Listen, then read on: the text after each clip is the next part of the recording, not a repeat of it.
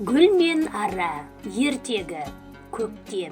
Дала гүлге оранып, әдемі көйлегін киіп үстіне жұпар сеуіп сәнденіп алыпты.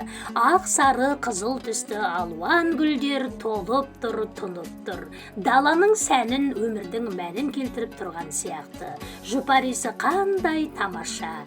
Кең тыныс алып, жұта берген келеді, жұта берген келеді. Көңілді қуанышқа бөлеп, бойыңа шаттық, күш, қуат береді. Гүлдерді жақсы көрмейтін адам жоқ ау. Тіпті бал арасы да гүлдерді ұнатады. Таң сәріден тұрып ап, өз ісіне білек сыбана кірісіп кететін аралар сондай еңбекқор жәндіктер. Гүлден гүлге қонып, таң ертеңнен күн ұясына батқанша тынымсыз еңбек етеді. Еңбекпен тапқан нанның тәтті екенін олар жақсы біледі. Күндегі әдетіне басы бал арасы бүгінде өз жұмысына әлде қашан кірісіп кетті.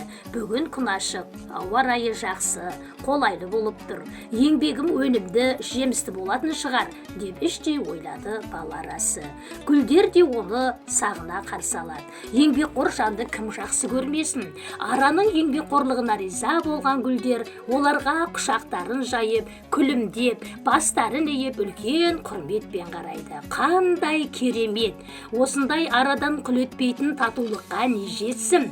Еңбегінің жемісін өзі де, өзгелер де жеп рахаттанады. Өзің де қуанышқа бөленіп, өзгелерді де қуанышқа бөлеуден асқан бақыт бар ма? Міне бал арасы гүлден гүлге қонып шырын жинай бастады. Ол өте көңілді, өз жұмысын үлкен сүйіспеншілікпен, махаббатпен атқарып жүр. Бал арасының осы қимылым, осы әрекетін сырттай бақылап отырған қоңыз оны әңгімеге тартқысы келіп еді.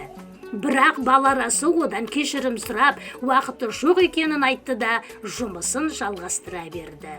Оған ренжіген қоңыз қолын бір сілтеп, ызыңдаған әуенге салып, алысқа ұшып кетті. Ал бал арасы шырынға толы ыдысын алып, өз еңбегіне риза болып, омартаға кетті. Бал арасы өзін берекелі де бақытты өмір күтіп тұрғанын іштей сезіп, жүзі қуаныштан бал-бұл жанады. Еңбек түбі береке деп атам қазақ бекер айтпаса керек.